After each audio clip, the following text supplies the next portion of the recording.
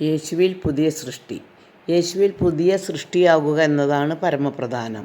നമ്മുടെ ദൈവം ഇന്നലകളെപ്പറ്റി അന്വേഷിക്കുന്നവനല്ല. ഇന്ന് നീ ആരാണ്? നീ എത്ര പാപം ചെയ്യുന്നവനായാലും യേശുവിലേക്ക് നോക്കി തെറ്റിപ്പോയി കർത്താവേ എൻ്റെ പിഴ എന്നു പറഞ്ഞാൽ ഉരുകുന്ന മനസ്സാണ് നമ്മുടെ കർത്താവിൻ്റേത്. സക്കേവൂസ് ആരായിരുന്നു? ചുങ്കക്കാരൻ, ധനികൻ, പൊക്കം കുറഞ്ഞവൻ.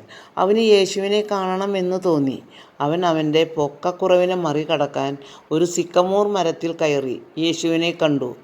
യേശു ആകട്ടെ മരച്ചുവട്ടിൽ വന്നപ്പോൾ, സക്കേവൂസ് ഇറങ്ങി വരിക, ഇന്ന് നിൻ്റെ ഭവനത്തിൽ എനിക്ക് താമസിക്കണം. അവൻ സന്തോഷവനായി. ഉടനെ അവൻ പറഞ്ഞു, എൻ്റെ സ്വത്തിൻ്റെ പകുതി ദരിദ്രർക്ക് കൊടുക്കുന്നു, വഞ്ചിച്ചെടുത്ത സ്വത്ത് 4 ഇരട്ടിയായി തിരികെ കൊടുക്കുന്നു.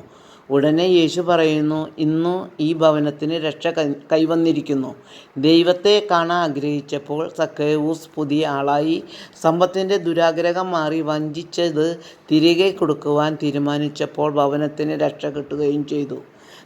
സാവൂൾ ആരായിരുന്നു? യേശുവിൻ്റെ സഭയെ പീഡിപ്പിച്ചവൻ.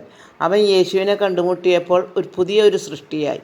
പൗലോസായി ക്രിസ്ത്യാനികളെ തകർക്കാൻ നോക്കിയതിൻ്റെ ഇരട്ടി ശക്തിയിൽ സഭയെ വളർത്താനും വിജാതിയരുടെ ഇടയിൽ ദൈവവചനം പ്രസംഗിക്കുവാനുമുള്ള കരുത്ത് പൗലോസിനുമാണ് ലഭിച്ചത്.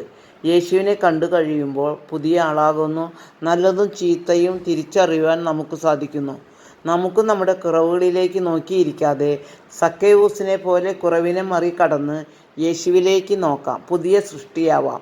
അങ്ങനെ നമുക്ക് നമ്മുടെ ഭവനത്തിന് നിത്യരക്ഷ കൈവരാൻ പരിശ്രമിക്കാം. പ്രാർത്ഥിക്കാം. ആമേൻ.